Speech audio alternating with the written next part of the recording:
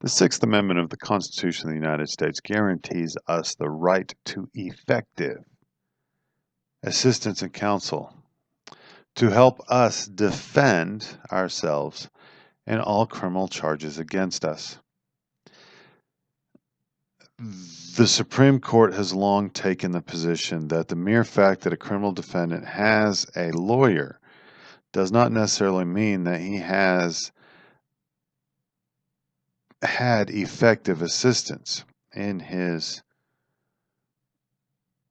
case. In Powell v. Alabama in 1932, the Supreme Court reversed the convictions of 7 defendants who had been arrested, charged, tried, convicted, and sentenced to death for rape.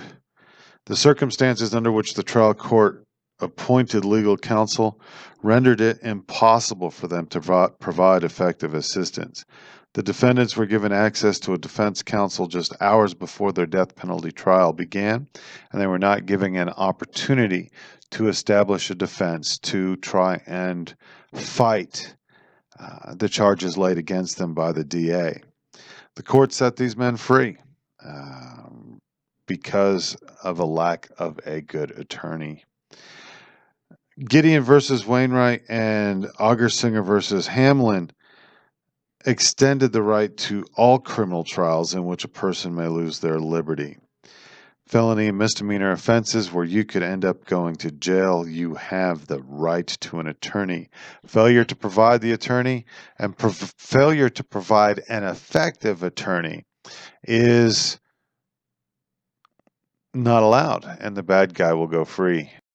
Attorneys that are defending accused defendants, suspects in a case, must provide effective counsel to their client.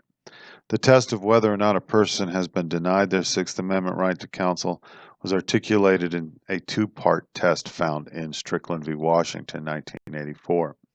The Strickland test has been extremely difficult threshold for defendants to meet, which is fueling criticism that the Supreme Court has done a poor job in protecting the rights of defendants represented by incompetent attorneys. In recent cases, the court has looked to professional standards to determine whether an attorney has provided the standard of care reasonably expected by a defense counsel, extended the rest of the test of ineffective counsel to include a failure to inform the client about potential deportation upon conviction, expanded the equitable power of the courts to hear habeas petitions on the issues of effective assistance of counsel. It remains to be seen how Strickland will be applied when procedural inequities are discovered and ethical standards of legal practice are clarified in the future cases heard by the court. If you fall asleep while you're trying to defend somebody, you're probably pretty much ineffective.